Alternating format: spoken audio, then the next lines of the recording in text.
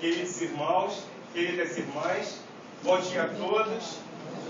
Que a paz do Divino Mestre Jesus esteja presente em nossos corações e que esses poucos momentos que nós vamos passar aqui transcorram em plena paz, em plena harmonia, para que ao sairmos daqui, sairmos um pouco mais iluminados com os ensinamentos do mundo espiritual, porque diante da história religiosa terrena, nós vemos que nós nunca estivemos desamparados. Tem alguém que está vindo à casa pela primeira vez? Que bom. Normalmente, quando tem pessoas que estão indo à casa pela primeira vez, nós gostamos de contar a historiografia religiosa, para saber quais são os pontos de falha e o requisito máximo para nós alcançarmos o reino do céu seria esse sentimento de caridade, que hoje nós vamos relembrar esse sentimento de caridade, e nós realmente precisamos lembrar, justamente porque é isso que o Consolador prometido veio fazer na Terra, fazer lembrar os ensinamentos de Jesus. E se nós analisarmos a história da Terra, se nós analisarmos a história religiosa da Terra, nós vamos ver que a minha mãe e meu filho, que sempre assistem a palestra, eles já devem estar de cabelo branco e careca de ouvir essa parte, essa introdução, né? Essa introdução. Mas diante da história da Terra, diante da história religiosa, nós sabemos, nós temos a primeira revelação de Deus para a humanidade. E desde a evangelização infantil, as crianças já aprendem quem é a primeira revelação de Deus para a humanidade. Quem é a primeira revelação de Deus para a humanidade? Pode falar alto, irmã. Moisés. Moisés é a primeira revelação de Deus para a humanidade. Trouxe os 10 mandamentos, trouxe o decálogo, mas aquele legislador do povo hebreu que veio com essa missão de libertar o povo e de trazer informações luminíferas do mundo espiritual. Mas a humanidade, Moisés estava preparando a terra. Ele estava preparando a terra, e se nós tivéssemos compreendido, tivéssemos jogado a semente, não precisaria a segunda revelação de Deus chegar à terra. Então Moisés vem como o primeiro revelador de Deus para a humanidade e traz o seu ponto principal, que são os 10 mandamentos. O primeiro mandamento, normalmente, nós automaticamente guardamos: amar a Deus sobre todas as coisas e ao próximo como a nós mesmos.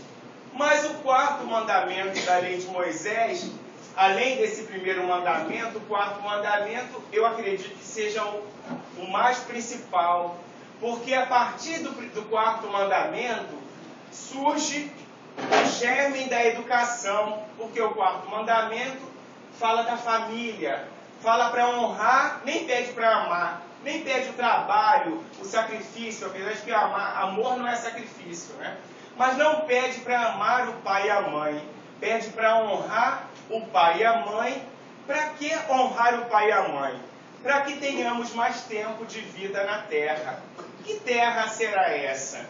Será que é uma outra terra, um outro planeta?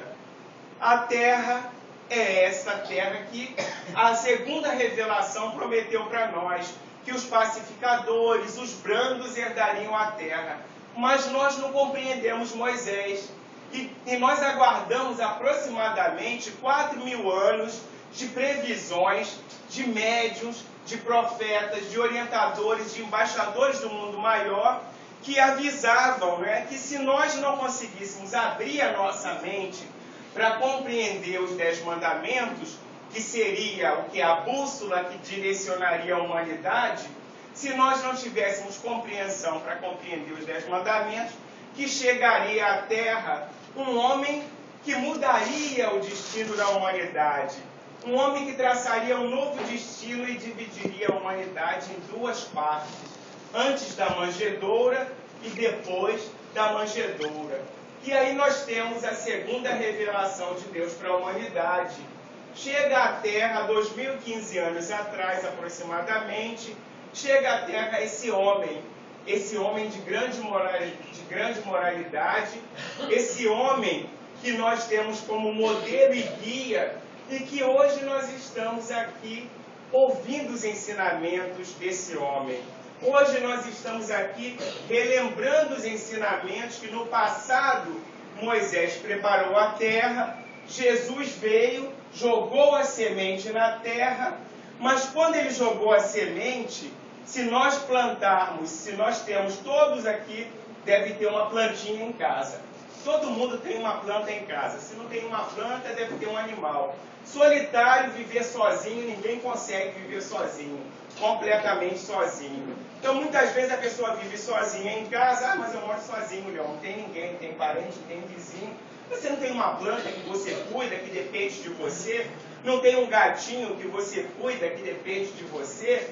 Se nós cuidamos de uma planta, o que essa planta precisa? Ela precisa de cuidado, ela precisa de água, ela precisa de amor, ela precisa que todo dia você vá lá e jogue um pouquinho de água para que essa planta cresça, para que essa planta dê flores e para que essa planta dê semente e fruto. Mas a segunda revelação de Deus para a humanidade, que já era uma previsão dos médiuns e dos profetas, nós não conseguimos compreender. Nós não compreendemos Jesus. Ele falava por parábolas e muitas oportunidades ele teve de dizer que quem tivesse ouvidos para ouvir, que ouvisse. Quem tivesse olhos para ver, que visse. Mas nós não conseguimos compreender Jesus. Conseguimos compreender Jesus naquela época?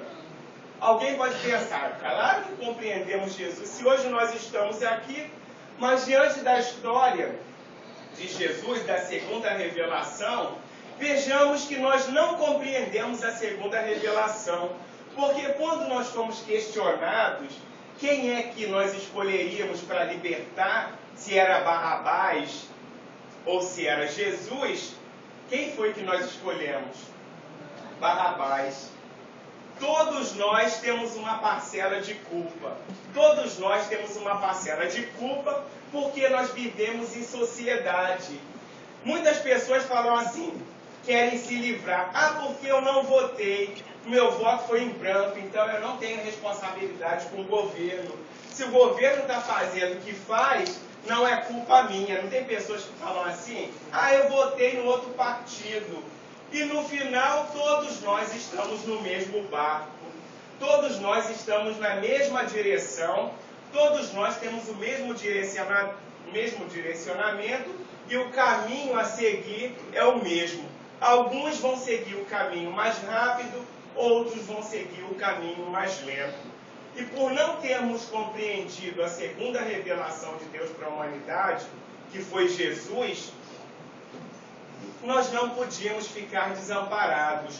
Todos nós sabemos que quando alguém que nós amamos está prestes a morrer, que quando alguém que nós amamos está doente, nós ficamos muito apreensivos. Nós ficamos muito apreensivos, nós ficamos muito preocupados com aquele ente querido que está próximo a fazer a sua partida. E quando nós conhecemos alguém que amamos, um amigo, um marido, a esposa, um parente, que essa pessoa está triste, nós olhamos para a pessoa e sabemos que ela está triste, né? E perguntamos, oi fulano, oi mãe, oi pai, né? Ô meu amor, você está triste por algum motivo? E aqueles discípulos que estavam lado a lado com Jesus, que eram amigos de Jesus, observaram que ele encontrava-se com a tristeza no seu olhar. Obviamente, nós não vamos encontrar isso na Bíblia, mas os arquivos espirituais, os espíritos narram essas histórias para nós. Que Jesus, fazendo a refeição, aproximadamente uma semana antes do seu desencarne, da sua morte, do seu suplício, do seu martírio, antes desse período, ele encontrava-se muito triste, porque sabia que já estava chegando o momento de sua partida. Sabia que a humanidade não estava preparada ainda, né? Moisés preparou a terra, Jesus começou a jogar a semente, falou através de parábolas, disse muitas maravilhas do mundo espiritual, mas ele falou que não podia contar toda a beleza, porque nós iríamos ficar deslumbrados. E tem pessoas que mesmo vendo não acreditam. Tomé foi um, né? Tinha que ver para crer. Mesmo vendo, muitas pessoas não acreditam. E hoje em dia, com a tecnologia moderna, com computador, com microscópio, alguém tem dúvida que existe micro-organismos que a nossa visão material não consegue visualizar, mas esses agentes são causadores de doença e destroem o corpo físico. São tão pequeninos, estruturas tão pequeninas como vírus, bactérias, protozoários. Lucas, dá para se comportar? Protozoários, vírus, bactérias, são estruturas tão pequeninas que destroem o corpo físico. E nós precisamos ver para acreditar? Precisamos ver que existe uma bactéria que causa tuberculose para acreditar? Hoje em dia não precisamos mais ver, porque tem um microscópio para ver por nós. Quem não vê espírito, porque muitas vezes nós estamos tão impregnados na matéria, com as nossas visões materiais, e quando nós olhamos para o nosso próximo, que é um espírito encarnado, quando nós olhamos para o nosso próximo, normalmente nós vemos o defeito do nosso próximo, porque nós olhamos com a visão material. Mas quando nós passamos a olhar o nosso próximo com a visão de caridade, com a visão espiritual, nós vemos que o nosso próximo é errado. Que o nosso próximo tem falhas, mas é como se nós colocássemos um espelho próximo de nós e víssemos a nossa falha no próximo. Porque normalmente é muito fácil nós apontarmos o defeito do outro, né, e esquecemos dos nossos defeitos. É muito fácil nós falarmos que o outro é pior do que nós e nos engrandecermos algumas vezes com a tola vaidade e com o egoísmo, né, que só vai causar a secura do coração.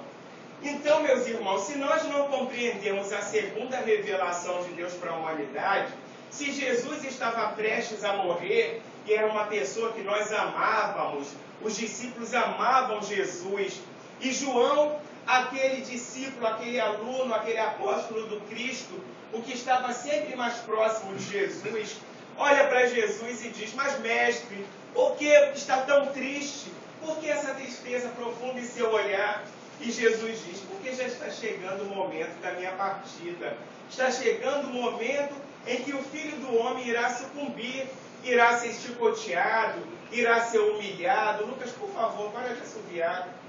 Irá ser chicoteado, irá ser humilhado, irá ser escorraçado de todas as formas. Um desses que estavam lado a lado com Jesus diz assim: não, mestre, de forma alguma deixarei que nada aconteça contigo. Aí Jesus diz assim: ó, tolo você é, o galo cantará 3 vezes e você me negará. E negou Jesus 3 vezes. E cada vez que perguntavam aquele homem que disse que ia estar lado a lado com Jesus, ele negava Jesus. Quando Jesus estava lá no Morro do Gólgota, no Morro da Caveira, crucificado, as mulheres corajosas, Maria, mãe de Jesus, Maria, irmã de Marta e Marta, Maria Madalena e outras mulheres que acompanhavam Jesus, eram muito mais corajosas do que os homens. Os homens todos se afastaram, mas aquele jovem João, chegando perto, quando viu seu amigo crucificado, quando viu seu amigo sangrando, teve medo e saiu. Mas logo depois sua consciência pesou e ele volta e fica aos pés da cruz chorando junto com aquelas mulheres. E mesmo naquele momento, Jesus pede a Maria, Jesus diz a Maria e diz para João: João, aí está a sua mãe. Mãe, aí está o seu filho. E pede a Maria, pede a João que cuidasse de Maria. E João cuida de Maria até o final de sua vida. Mas Jesus desencarnou. Como é que ia ficar a humanidade? Que ensinamento ele deveria trazer para complementar? Já que nós não compreendemos a primeira revelação, algum ensinamento a segunda revelação tinha que passar. E Jesus faz a promessa para todos nós, porque os discípulos, os apóstolos, ficaram desesperados quando Jesus disse que ia morrer. Olha, está chegando o momento da minha partida. E eles disseram que não iam deixar que nada de mal acontecesse a Jesus, mas a força do mal era muito maior que a força do bem, e Jesus foi crucificado. E ele faz a seguinte promessa para todos nós: é necessário que quando nós estamos na casa espírita pela primeira vez, e muitos de nós já estamos várias vezes na casa espírita, esquecemos dessa promessa de Jesus. Promete outro Consolador, quando ele diz no Evangelho de João, no capítulo 14, João foi o único que narrou, foi o único que conseguiu filtrar muito bem o que Jesus passou, essa promessa luminífera de Jesus. Quando ele diz para todos nós: se pedirdes alguma coisa em meu nome, eu o farei. Se me amas, guarda os meus mandamentos, e eu rogarei ao Pai, para que ele envie outro Consolador e fique convosco para sempre. O Espírito da verdade, que o mundo não pode receber, porque não o vê e não o conhece. Mas vós o conheceis, porque habito em vós e estarei convosco. Não vos deixareis órfãos, voltarei para vós. E lá no versículo 26 do capítulo 14, do mesmo capítulo, ele tem a oportunidade de dizer: mas aquele Consolador, o Espírito Santo, que o Pai enviará em meu nome, esse vos ensinará todas as coisas e vos fará lembrar de tudo quanto vos tenho dito. E o Consolador prometido precisava vir à Terra. Nós aguardamos 19 séculos de lágrimas, de sofrimentos. Os masoquistas aí fora dizem para nós que a Terra é um mar de lágrimas, que a Terra é um planeta de ranger de dentes, que a Terra não tem mais solução, que os pais matando os filhos matando os pais, as pessoas se agredindo por pouca coisa. Será que o mundo está dessa forma? Está dessa forma neste momento. E nós estamos no momento de atravessar uma nova era, em que aqueles escolhidos estão começando a ser separados, e aquele, né, como diz lá, né, separar o bode das ovelhas. Né? Jesus exemplificava dessa forma. Nós sabemos e nós temos uma certeza aqui na Terra. Todos nós temos uma certeza aqui na Terra. Que nascemos, vivemos e todos nós iremos morrer. Mas aqueles que continuarem criando obstáculo para o progresso não terão oportunidade de voltar para a Terra. Se Jesus disse que a Terra será um dia um planeta feliz, que um dia a Terra será abrigada somente por pessoas pacíficas, por pessoas brandas, nós vemos que os bons vão morrer, os maus também vão morrer. Só que os bons retornarão para a Terra, para essa Terra prometida que Jesus falou. Por isso que lá o 4º mandamento diz: honrai vosso pai e vossa mãe. Mexe com a célula, porque todos nós temos mãe e pai. A ciência ainda não conseguiu inventar um útero artificial. Você pode fazer uma reprodução assistida. Você pode pegar o espermatozoide, separar o espermatozoide e o óvulo e fazer fecundação num vidro, né, in vitro que chama. E depois você vai precisar do útero de uma mulher. Ainda não criou um útero artificial. Então todos nós temos uma mãe e todos nós temos um pai, mesmo que nós não tenhamos conhecido esse pai e essa mãe, mas todos tiveram um pai e mãe. E nós devemos honrar esse pai e mãe para que tenhamos mais tempo de vida na Terra. Mas, Leão, a Terra está perdida. As pessoas não são caridosas, as pessoas só pensam em si, só visam o seu bem-estar. Seja o governo, as pessoas falam do governo, criticam o governo a todo momento, nós estamos atravessando agora uma transição até governamental também, não é? Nós estamos atravessando uma nova era na política, na arte, na religião, em que estão aparecendo pessoas diferentes para traçarem um novo destino para a humanidade. Em que estão aparecendo pessoas que estão mais preocupadas com o destino da humanidade. E quando algum irmão fala para mim assim, não tem mais solução, o Rio de Janeiro é violência pura, é bala achada a todo momento, é policial sendo morto, são pessoas sendo mortas com as balas que não sabem de onde vem, e não tem mais solução. Aí eu falo assim para o irmão, nós estamos no Brasil e o Brasil é um país maravilhoso. Joana de Ângeles diz que as flores que Deus coloca na natureza, que nós vemos aí as flores, são autógrafos para nós perguntarmos quem é o autor de toda essa beleza. E nós não estamos desamparados. Quando alguém fala mal do Brasil, que eu amo o Brasil demais, quando alguém fala mal do Brasil, que não tem solução, eu falo assim, você quer uma passagem para o Irã? Quer uma passagem para o Iraque? Quer uma passagem para Jerusalém? Para a faixa de Gaza? Lá deve estar melhor que o Brasil. E nós estamos vendo que nós estamos num lugar privilegiado. Nós estamos vendo que nós estamos vivendo num lugar privilegiado. Agora, por que todas as vezes nós estamos ouvindo na casa espírita, em qualquer templo religioso, nós ouvimos falar sempre os mesmos temas? Teve uma vez que eu fui falar um tema no centro espírita e falei assim, hoje nós vamos falar de caridade. Um irmão levantou a mão e falou assim, mas eu já ouvi falar desse tema por várias vezes, será que não tem tema novo para falar não? Aí eu falei assim, meu irmão, é porque você é muito caridoso, é porque você aprendeu a caridade em toda a sua essência, então você já sabe de tudo sobre a caridade e não precisa nem estar aqui dentro assistindo a reunião. Né? Então ele abaixou a cabeça, foi caridoso e continuou assistindo a reunião.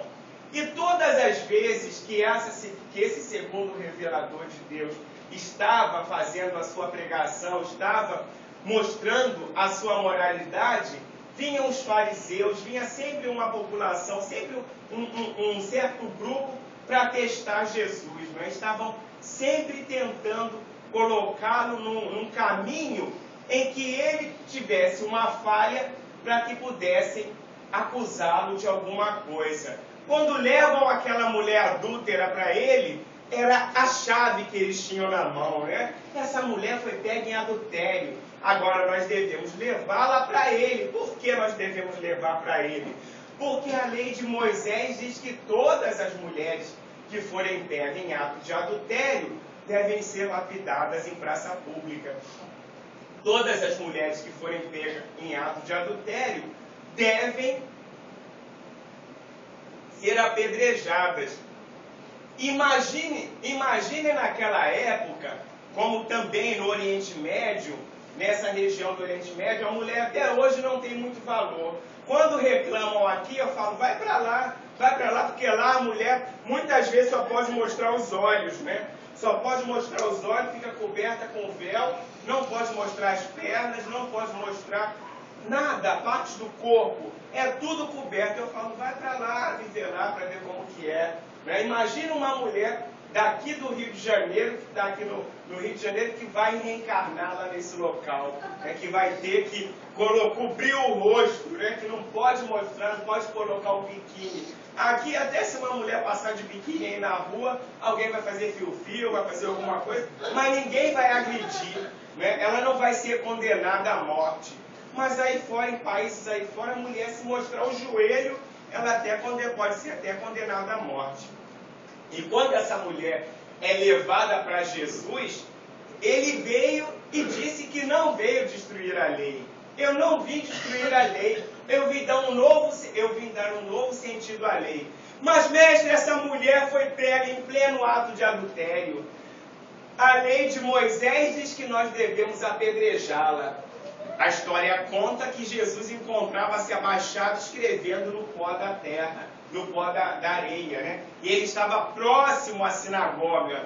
E eu acredito até que aquelas sinagogas da época deviam ter muita areia, né? Devia ter muita poeira, porque o próprio ambiente era muito árido. E os homens da lei vêm, os mais velhos na frente, já vêm com as suas pedras preparadas. E trouxe a mulher para Jesus, e a mulher chorando copiosamente, porque ela sabia que não tinha outro caminho. Ela sabia que o caminho dela seria a morte. Porque Jesus não poderia ir contra a lei de Moisés. Ele não poderia chegar para aqueles homens e dizer assim: coitada dessa mulher, não façam isso com ela. Ela é tão imperfeita quanto todos aqui. Ela também tem defeito. Mas Jesus era o psicólogo dos psicólogos. Ele para e pensa. E a primeira pergunta vem: mestre, essa mulher foi pega em pleno ato de adultério. A lei de Moisés diz que devemos apedrejá-la. E você, o que diz? Jesus estava abaixado, escrevendo no pó da terra.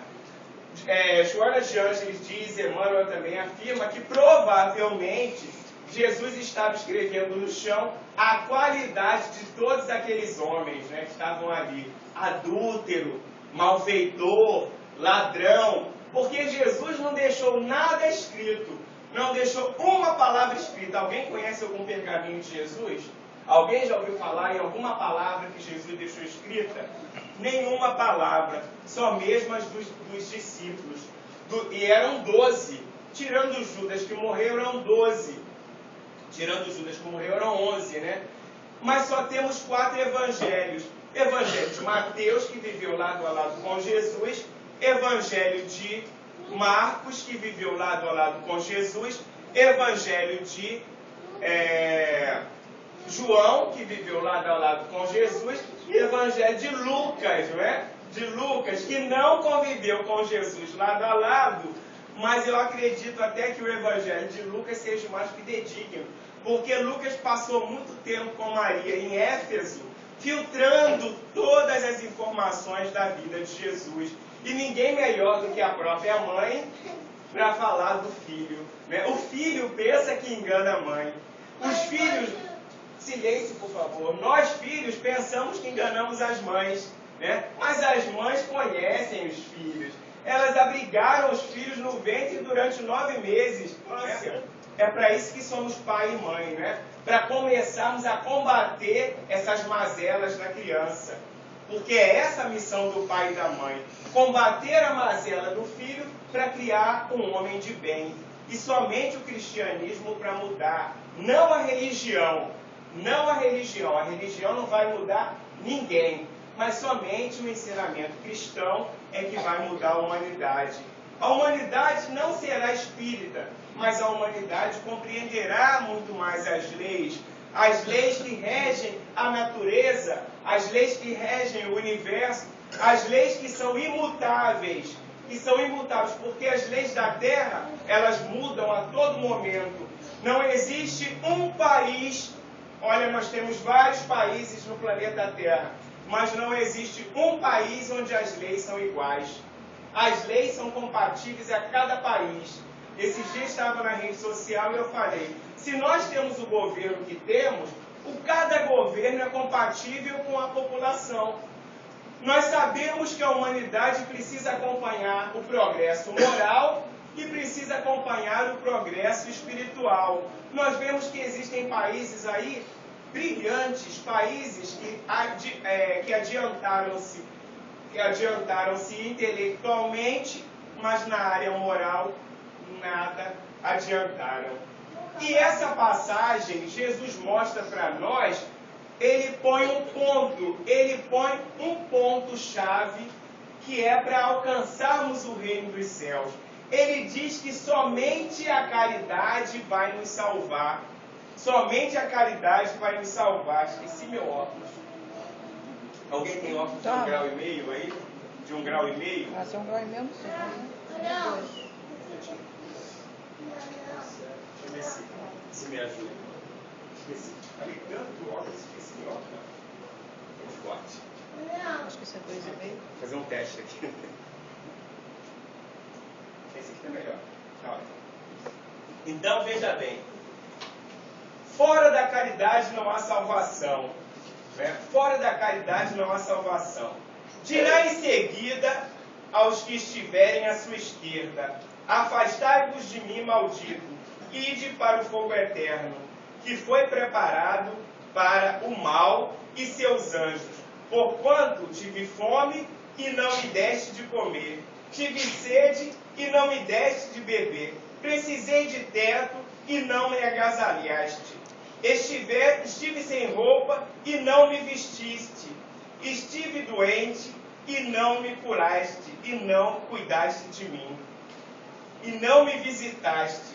Jesus ele mostra aqui para nós, ele ensina através de exemplo. Ele falava através de parábola e ele exemplificava. Ele mostrava exemplos para nós nos guiarmos, e é isso que nós fazemos hoje. O Consolador prometido veio fazer o quê? Se nós não compreendemos a primeira revelação, não compreendemos a segunda revelação, agora não podemos mais ter complexo de Gabriela. Eu nasci assim, eu cresci assim, eu vou ser sempre assim e não vou mudar. Não tem gente que fala dessa forma? Ah, eu não vou mudar não, não vou mudar. Estou velho demais para mudar. Estou velho demais para mudar. Se tem reencarnação, então eu vou mudar na outra vida. E a pessoa perde tempo, em sofrimento, em lamentações e angústia, se pode mudar. E eu gosto muito de uma irmã que tem aqui no Evangelho, irmã Eulália, porque ela mostra para nós os pontos que nós devemos aprender para seguir a caridade.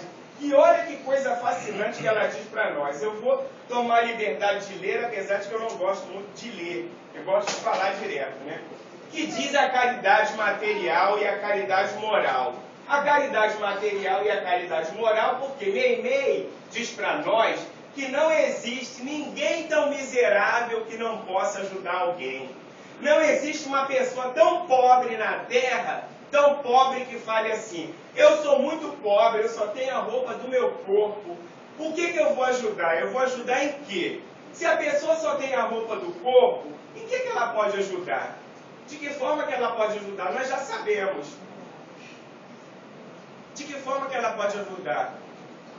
Palavras, a oração, o pensamento positivo.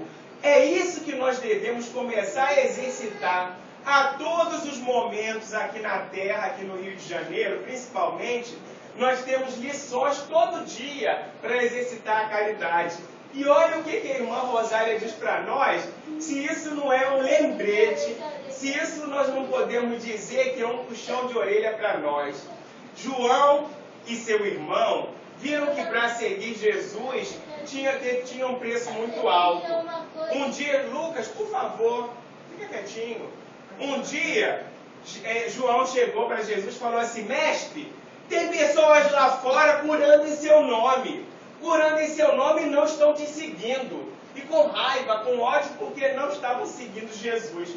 E Jesus diz assim: ou são por mim, ou são contra mim. Ou a pessoa está do meu lado, ou não está. Então, deixe que façam o bem. Deixe que façam o bem. Ou a pessoa está comigo, ou está sem mim. E olha o que essa irmã diz para nós, a lição que ela nos traz de caridade.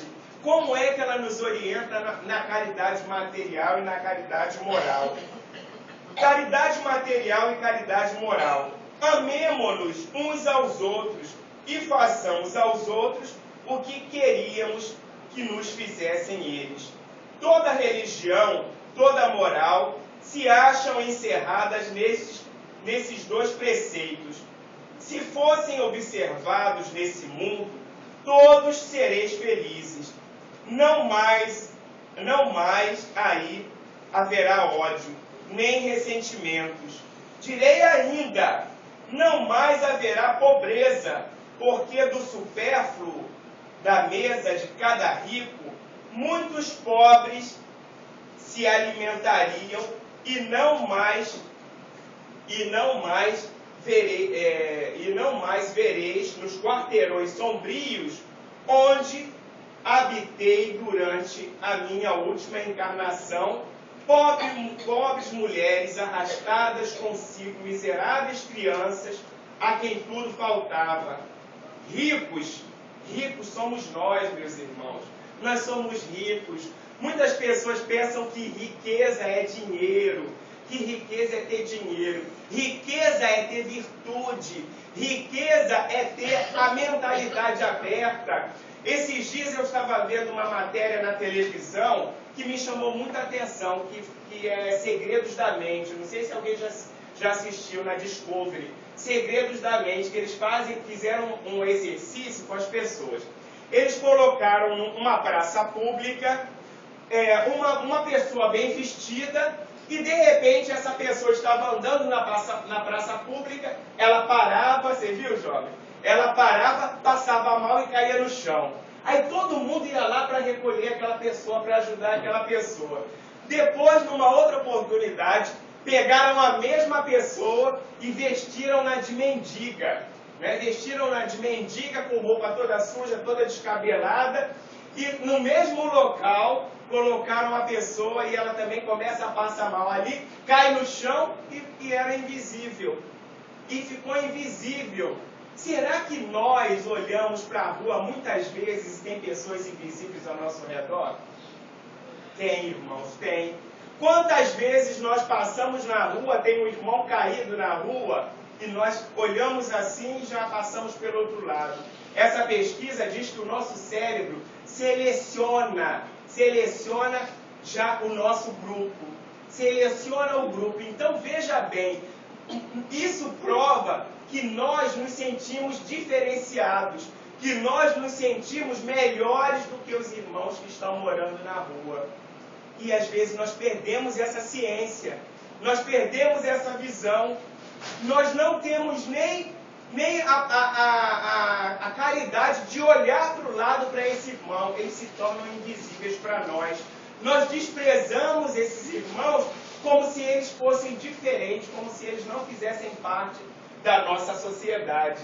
E em 1857, essa irmã já se preocupava com isso. E ela participa das mensagens na codificação e traz para nós a lição para nos mostrar o que é a caridade. Só dessa forma nós seremos salvos. E olha o que ela continua dizendo. Ricos, pensai nisso um pouco. Auxiliai os infelizes, melhor que puderdes.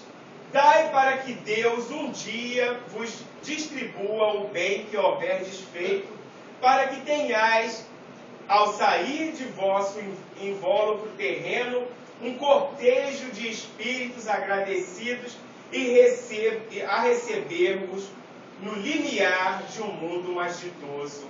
Se pudesseis saber da alegria que experimentei ao encontrar no além aqueles a quem na minha última existência me fora dado a servir. Amai, ela põe o amor como um ponto principal. Amai, portando o vosso próximo. Amai como a vós mesmo. Nós falamos muitas vezes que amamos o nosso próximo. Eu amo todas as pessoas, eu amo o próximo, mas odiamos, ou melhor, nós falamos que amamos a Deus. Se eu perguntar aqui, todos nós amamos a Deus? Todo mundo vai balançar a cabeça e dizer que ama a Deus. Eu amo a Deus. Mas para amar a Deus, nós temos que amar toda a população da terra.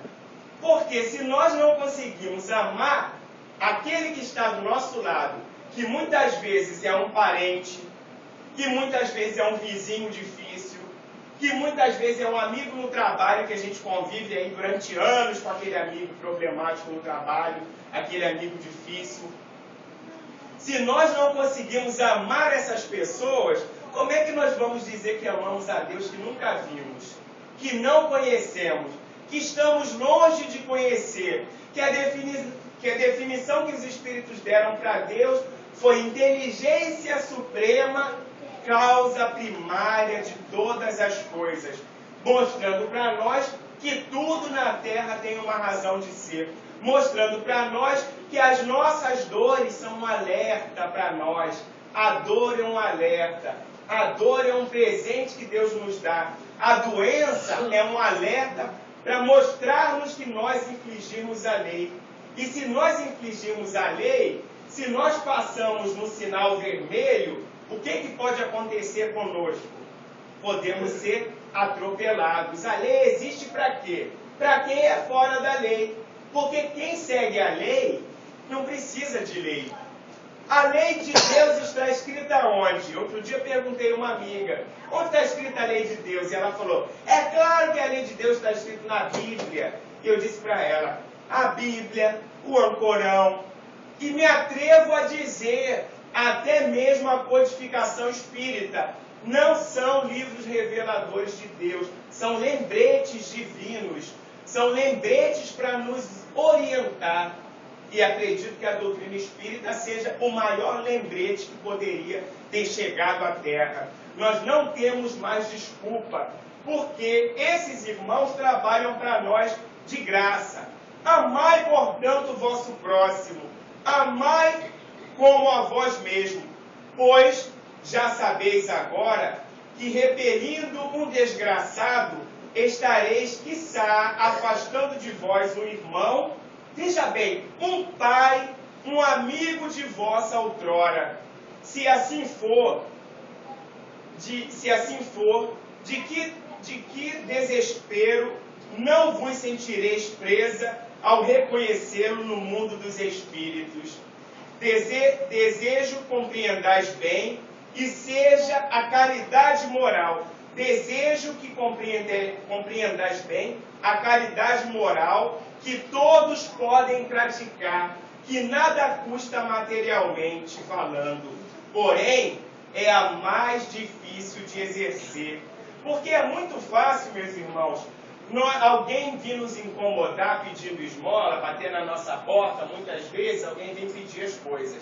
Aí a gente, para se livrar da pessoa, abre a porta e pergunta assim, o que você quer? Ah, você pode me dar um auxílio? A gente, para se livrar logo da pessoa, a gente vai lá, pega um arroz, pega um feijão, dá para a pessoa para se livrar. Às vezes alguém vem pedir uma esmola, um dinheiro, alguma coisa, a gente até dá aí com a desconfiança, né? Ah, vou dar para me livrar logo, para essa pessoa sair logo de perto de mim e não ficar me oportunando.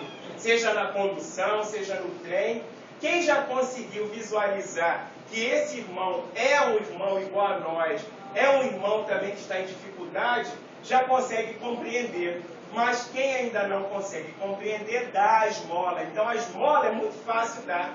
Mas a caridade moral, olha o que a irmã Rosália diz para nós. O que nós temos que fazer para sermos caridosos? E aí vai a carapuça para cada um de nós. Cada um é que vai analisar o seu ponto íntimo, né? Aonde está falhando e a partir de agora aonde vai procurar acertar. Aonde vai começar a exercitar o DNA de Deus. Porque o DNA do mal nós temos. O DNA do mal nós temos a raiva, o ódio, o rancor, a inveja, a falta de perdão. Nós temos isso dentro de nós, mas isso não está plantado dentro da nossa alma. Na nossa alma, se nós somos a imagem e semelhança de Deus, na nossa alma está plantado todo o sentimento positivo. Está plantado lá o amor que é para começar a ser exercitado dentro do quarto mandamento, que é a célula da família. O quarto mandamento, quantas famílias vivem em desarmonia? Quantas famílias vivem mal? Quantas famílias, às vezes, o parente desencarna de mal, gente? Quantos espíritas ainda ficam de mal? Eu acho isso inadmissível, o espírita ficar de mal com o outro. E dentro da casa espírita ficar de mal com o outro, ficar de cara virada. Isso acontece, meus irmãos? Ou estou falando besteira? Não acontece? Nos milindramos. Ah, olha, Leão, que óculos feio. Nunca mais, né, meu inimigo. Nunca mais quero usar esse óculos. Nunca mais. Ai, Leão, camisa feia. Ah, que raiva. Camisa tão bonita que eu coloquei. Mas se alguém fala para você assim, nossa, você ficou tão bem com essa camisa, iluminou, vira um uniforme. Vira um uniforme aquela camisa. Você não tira mais a camisa, né? Você não tira mais e toda semana está com a mesma camisa. Ainda bem que aqui tem um uniforme, né? Tem uma camisa para mostrar, né? Ninguém precisa Ninguém precisa vir para cá para desfilar moda, porque já tem a camisa, né? A camisa é igual para todo mundo. Então, nós nos melindramos com coisa boba. Às vezes nós nos sentimos ofendidos com o irmão com coisa boba. O relógio não é espírita daqui. Toda casa que eu vou, eu peço para colocar um relógio espírita, porque não dá tempo de falar, já está quase pedindo para terminar. Mas vamos falar o que a irmã Rosália diz para nós sobre a caridade moral. E agora, para ir finalizando, ela diz: desejo compreendais bem o que seja caridade moral, que todos podem praticar, e nada custa materialmente falando, porém, que é a mais difícil de exercer-se. A caridade moral consiste em se suportarem umas às outras criaturas, e é o que menos fazeis nesse mundo inferior, onde vos achais agora encarnados. Grande mérito há, crede-me, em um homem saber calar-se. Olha, saber calar-se, deixando que o outro tolo fale mais do que ele. É um gênero de caridade isso. Saber ser surdo, quando uma palavra zombeteira escapa da boca habituada a encarnecer. Não ver o sorriso de desdém com quem vos recebem pessoas que muitas vezes arrendamente se supõem acima de vós, quando na vida espírita, a única real, estão não raro muito abaixo, constitui merecimento, não do ponto de vista da humanidade, mas da caridade. Porque quando não dar atenção ao mau proceder do outro é caridade moral. Essa caridade, no entanto, não deve ser avista a outra, tendo, porém, cuidado principalmente em não tratar com desprezo o vosso semelhante. Lembrai-vos de tudo que já vos tenho dito. Tende presente sempre que, repelindo um pobre, talvez repilais um espírito que vos foi caro e que no momento se encontra em posição inferior à vossa. Encontrei aqui um dos pobres da terra, a quem, por felicidade, eu pudera auxiliar algumas vezes, e ao qual, ao meu turno, tenho agora de implorar auxílio. Lembrai-vos de que Jesus disse que todos nós somos irmãos, e pensai sempre nisso antes de repelir um leproso, antes de repelir um mendigo. E agora, meus irmãos, despeço-me a Deus. Pensai nos que sofrem e orai. Irmã Rosália, 1860. Olha, meus irmãos, uma mensagem que foi dita em 1860. Será que essa mensagem está atualizada para hoje? Olha, saber calar-se, saber controlar a língua. Quantas vezes a língua é um músculo, que eu brinco sempre, né? A língua, ela pode destruir como ela pode dar a vida. A língua é um músculo que não cansa. Eu falo nas aulas para os alunos que a língua é um músculo da fofoca. Né? Que a gente, se usar esse músculo para fofoca, a gente fica falando o tempo inteiro. E como tem gente que gosta de fofoca, como tem gente que gosta de saber da vida do outro. Né? Então, é isso que nós devemos começar a exercitar, né, meus irmãos? Exercitar essa caridade. A caridade é o amor. A caridade verdadeira é o amor. Se nós estamos em sofrimento aqui na Terra, é justamente porque nós estamos escrevendo um livro. Todos nós estamos escrevendo um livro. Eu não lembro se a última palestra que eu fiz aqui eu falei sobre essa passagem. Mas todos nós estamos escrevendo um livro. Kardec trata lá no... Quem é que não tem o Evangelho segundo o Espiritismo em casa? Quem não tem o Evangelho segundo o Espiritismo? Todo mundo tem. Se não tivesse, não tem, o irmão lá atrás? Então vamos precisar arrumar um evangelho para o irmão. Veja bem, nesse capítulo 5 do Evangelho, Causa Atual das Aflições, nós vamos ver que nós somos os autores do nosso sofrimento, que nós somos os autores da nossa alegria. Porque Kardec mostra para nós,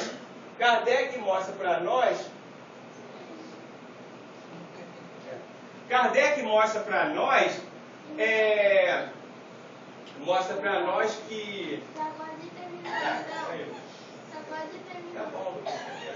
Kardec mostra para nós, na Causa Atual das Aflições, ele diz lá para nós, se nós temos um problema grave aqui na Terra e nós não encontramos a causa, nós temos a certeza de que a causa é de outra vida. Ele diz que quantos homens caem por sua própria culpa, quantos se arruinam por falta de ordem e de perseverança, quantas uniões são infelizes porque resultaram de um cálculo de interesse e vaidade, no qual o coração não tomou parte alguma. Quantas dissensões e funestas disputas se teriam evitado com um pouco de moderação e menos suscetibilidade. Quantas doenças e enfermidades decorrem da intemperança e do excesso de todo gênero. Quantos pais são infelizes com seus filhos porque não lhes combateram desde o princípio as más tendências, por fraqueza ou por indiferença. Deixaram que crescesse no coração desses filhos o germe do orgulho, da tola vaidade que produz a secura do coração. Depois, mais tarde, esses pais estranham a indiferença de que são tratados com esses filhos. Então é esse o caminho que nós devemos seguir. Começar a guardar a nossa língua para falar coisas boas. Começar a ouvir coisas boas. Se alguém dá uma risada de desdém para nós, nós temos que saber que aquela pessoa está doente. E a Organização Mundial de Saúde define muito bem saúde, para terminarmos, né? A Organização Mundial de Saúde diz assim: saúde não é somente a ausência da doença.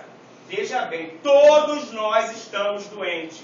Todos nós estamos no hospital, que é a Terra, numa escola de aprendizado. Por quê? A Organização Mundial de Saúde deve ter lido o Evangelho. Porque quando eles colocaram uma palavrinha-chave, eu falei, eles leram o Evangelho, não é possível. Diz assim: saúde não é somente a ausência da doença. Quem tiver nas 4 condições 100% pode levantar agora e ir para casa. Veja bem, ó, ninguém vai levantar. Quer dizer, quem está de pé já está de pé, mas não vai abrir a porta e ir embora. Veja bem, saúde não é somente a ausência da doença, mas é o completo bem-estar físico, mental, social e moral de um indivíduo. Quem tiver nesses 4 pontos 100% positivo tem a saúde completa. Quem é aqui na Terra que está nesses 4 pontos positivos, 100%? Saúde física, mental, moral e social. Todos nós temos algum defeito, né, meus irmãos? E aquela mulher que foi levada aos pés de Jesus, ele dá a maior lição para a humanidade. E essa lição vai ser eterna, quando ele diz e questionam de novo: Rabi, mais uma vez estamos perguntando, o que você diz? Essa mulher foi pega em pleno ato de adultério. Estavam ali todos os idosos na frente, que tinham mais pecados, né? Os idosos tinham mais pecados, estavam na frente. E os mais jovens estavam lá atrás.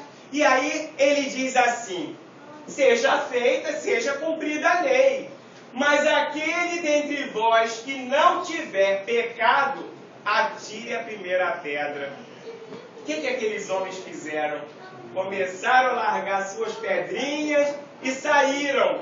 E eu digo sempre que João era um discípulo. João provavelmente, quando conheceu Jesus, os espíritos dizem que João era um jovem ainda, né? Que tinha 17, 18, 19 anos, nessa faixa de idade. Aí eu digo que João era o fofoqueiro, né, de Jesus. Porque ele foi o único que narrou. Porque Jesus olha para a mulher e diz assim para a mulher que estava caída no chão: levanta a mulher, que estava chorando, desesperada, porque ia ser apedrejada. E ele olha para ela e diz: mulher, cadê os seus acusadores? olha para um lado, olha para o outro, não estão mais aqui, mestre. Se ninguém te acusou, nem eu te acuso. Vá e não peques mais. E ele dava sempre essa recomendação, vá e não peques mais. E ele ainda ia mais além, cuidado para não continuar fazendo mal, para que nada de pior lhe aconteça. Quando ele fazia alguma cura do leproso, do cego, ele falava isso, né? Cuidado para que nada de mal, porque se ele veio cego, algum motivo deve ter vindo para ele vir cego. E aquele cego de nascença, ele morreu, ele foi assassinado. Ali diante de todo mundo ele foi assassinado. Jesus tinha falado para ele, cuidado para não continuar no mal, para que nada de pior lhe aconteça. E João é que narra essa passagem da mulher, porque só Jesus e ela que ficaram. Jesus fala, mulher, cadê seus acusadores?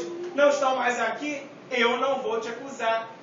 Então vá e não peques mais. E João narra com detalhe, né, como que foi. Eu acredito que ele deva ter ido falar com a mulher, ou deva ter ido perguntar a Jesus, e depois ele narra tudo isso. Então, meus irmãos, o caminho para alcançarmos o reino dos céus, e ainda mesmo, para terminar mesmo, né, o magnífico é que eu estava lendo essa revista daqui, revista de estudo espírita. Aí diz que Júpiter, lugar de gente feliz. Diz que Júpiter é o maior planeta do sistema solar. Os espíritos que dizem isso eu acredito, eu creio. Diz que Júpiter, Kardec colocou na revista espírita de 1858. Júpiter é um planeta feliz. Diz que lá as pessoas vivem 500 anos, que o corpo físico é diferente, que lá não existe mal, não existe doença, não existe ódio, não existe rancor, que lá as pessoas se comunicam através do pensamento e muitas vezes nem pisam no solo. Um planeta que de gases, né, de gás, que nós não estamos preparados nem para ir para Marte, que está tão próximo, quanto mais para Júpiter, que nem recebe, quase recebe pouca energia do Sol. E aí Kardec pergunta para os espíritos, mas Júpiter quase não recebe energia do Sol. Aí os espíritos dizem que não precisa, porque a população de lá já é tão adiantada que já brilha a luz. E Jesus, na transfiguração, ele se mostra iluminado, né? Ele mostra quem ele verdadeiramente é. Jesus, quando aparece para Paulo de Tarso, o que acontece com Paulo de Tarso? Fica cego, porque ninguém consegue. Se nós não estivermos preparados para ver a luz, é isso que acontece conosco. Meus irmãos, minhas irmãs, o Consolador prometido já está na terra. Nós passamos 19 séculos de sofrimento e agora nós estamos na era da felicidade, na era do amor, no momento de perdão, no momento de nos conciliarmos com os nossos adversários, de pedir desculpa, de pedir perdão às pessoas. E se a pessoa não quiser perdoar, se a pessoa disser para nós, olha, até um direito para mim de degustar isso, né? E depois eu vou pensar em te perdoar. Mas nós fizemos a nossa parte. Então, façamos a nossa parte. Se aquele irmão não quer perdoar, a doença é dele. Se aquele irmão quer vencer no grito, a doença é dele. E nós que somos cristãos, temos que ser equilibrados, temos que ser verdadeiros conosco e com Cristo. Nós temos que ir na casa espírita, não é pela irmã X, não é pelo irmão Y. Nós temos que ir pela casa espírita pela causa. Pela causa. E a causa maior é o exemplo de Jesus. Questão 625. Qual ser mais perfeito que Deus tem oferecido ao homem para lhe servir de modelo e guia? E os espíritos foram unânimes. Jesus é o nosso modelo e o nosso guia. Meus irmãos, minhas irmãs, muito obrigado. Tá? Oi? A lei, não é? Onde está escrita a lei? Minha mãe está lembrando. Onde está escrita a lei de Deus? Onde está escrita a lei de Deus? Na cabeça. Na nossa consciência, né? Na cabeça, né? Até